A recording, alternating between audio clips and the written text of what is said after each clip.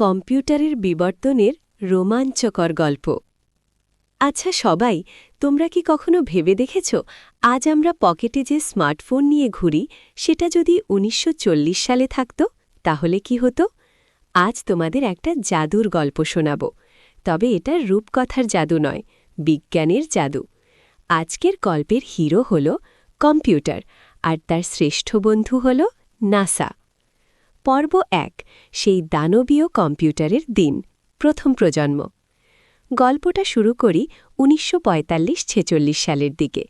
তখন কম্পিউটার মানে তোমাদের এই ছোট্ট ল্যাপটপ বা ফোন নয়। একটা কম্পিউটার ছিল তোমাদের এই ক্লাসরুমের চেয়েও বড়, প্রায় ৩টে বড় হলের সমান। এর মূল টেকনিক্যাল রহস্য ছিল ভ্যাকুয়াম টিউব।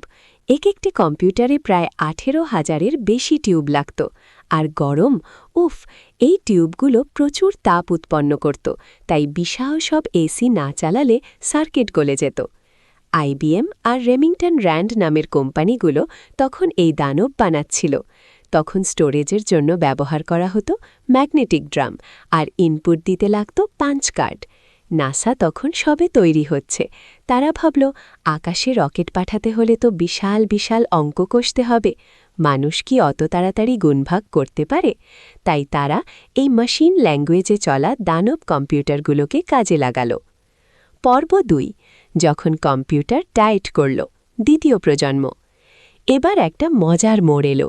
১৯৫৬ সালের দিকে বিজ্ঞানীরা আবিষ্কার করলেন ট্রানজিস্টার্স। মনে করো, ওই বড় বড় ভ্যাকুয়াম টিউবগুলো যেন একটা কুমড়ো, আর ট্রানজিস্টার হলো একটা ছোট এলাচ।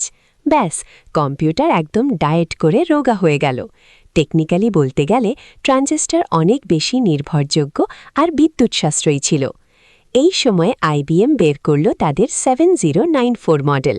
মেমোরি হিসেবে তখন এলো ম্যাগনেটিক কোর। সফটওয়্যারের দিকেও এলো বিপ্লব। মেশিন কোডের বদলে বিজ্ঞানীরা ফোরট্রনের মতো উচ্চস্তরের ভাষা ব্যবহার শুরু করলেন। নাসা খুশিতে আত্মহারা। কেন জানো? কারণ তখন তারা প্রজেক্ট মার্কারিতে মানুষকে মহাকাশে পাঠানোর তোড়জোড় করছে। মানুষকে রকেটে করে আকাশে পাঠালে সে ঠিক কোথায় গিয়ে পড়বে তার নিখুঁত হিসাব করার জন্য এই দ্বিতীয় প্রজন্মের শক্তিশালী প্রসেসিং ক্ষমতা খুব দরকার ছিল। পর্ব ৩, চাঁদের দেশে ছোট কম্পিউটারের গল্প, তৃতীয় প্রজন্ম। এবার আসছি গল্পের সবচেয়ে রোমাঞ্চকর অংশে। সালটা ১৯৬০-এর দশক।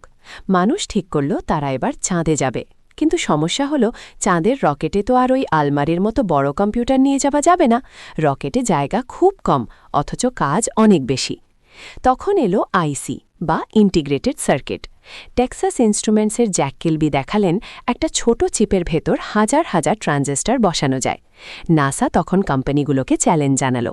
তারা একাই বাজারের প্রায় 60% চিপ কিনে নিল, যাতে তৈরি হয় অ্যাপোলো গাইডেন্স কম্পিউটার। টেকনিক্যালি এটিই ছিল প্রথম কম্পিউটার যেখানে সিলিকন চিপ ব্যবহার করা হয়েছিল। এর ওজন ছিল মাত্র ৩২ কেজি। তোমরা শুনলে অবাক হবে, আজকের ক্যালকুলেটরের চেয়েও এর মেমোরি ছিল কম, মাত্র ২ কিলোবাইট র্যাম আর ৩৬ কিলোবাইট রম। কিন্তু ওইটুকু ক্ষমতা আর নাসার জেদ দিয়েই নীল আর্মস্ট্রংরা চাঁদে পৌঁছেছিলেন। কম্পিউটার প্রযুক্তিতে নাসা এখানেই শ্রেষ্ঠত্বের শিরোপা পেল, কারণ তারা প্রমাণ করল কম্পিউটারকে ক্ষুদ্রতম, মিনিয়েচারাইজেশন আর মহাশূন্যের প্রতিকূলতায় টেকসই করে তোলা সম্ভব। শেষ কথা, আজকের যুগ। তাহলে ভাবো তো, ওই বড় ঘর থেকে শুরু করে আজকের এই হাতের তালুতে থাকা স্মার্টফোন, এই বিবর্তনের পেছনে সবচেয়ে বড় ধাক্কাটা দিয়েছিল মহাকাশে যাওয়ার স্বপ্ন। আজ আমরা যখন ইউএলএসআই টেকনোলজি বা এআই এর কথা বলি, মনে রেখো তার শুরুটা কিন্তু হয়েছিল ওই ভ্যাকুয়াম টিউব আর চাঁদে যাওয়ার জেদ থেকেই। আজকের গল্পটা এই পর্যন্তই থাক, তবে মনে একটা প্রশ্ন রেখে গেলাম, এই কম্পিউটারগুলো মহাকাশের ভয়ঙ্কর তেজস্ক্রিয়তা থেকে নিজেকে বাঁচানোর জন্য কোন বিশেষ হার্ডওয়্যার ব্যবহার করে সেটা বলবো পরের দিন। আজকের এই আলোচনার পর তোমাদের মনে অনেক নতুন প্রশ্ন উকি দিচ্ছে নিশ্চয়ই। কম্পিউটারের এই বিশাল যাত্রার যে গল্প আমরা শুনলাম, তার উপর ভিত্তি করেই আমাদের পরবর্তী স্লাইড আর ভিডিওগুলো আসতে চলেছে। আমাদের এই ডিজিটাল ক্লাসরুম তোমাদের কেমন লাগছে তা অবশ্যই কমেন্ট করে জানাও। তোমাদের প্রতিটি মন্তব্য আমাদের আগামীর পথ চলায় অনেক বড় অনুপ্রেরণা দেবে। আর হ্যাঁ, তোমরা যদি আমাদের গোপাল প্রসাদ রায় এডুকেয়ার একাডেমির সাথে সরাসরি যুক্ত হতে চাও আর আমাদের নিয়মিত ক্লাসে অংশ নিতে চাও, তবে দেরি করো না।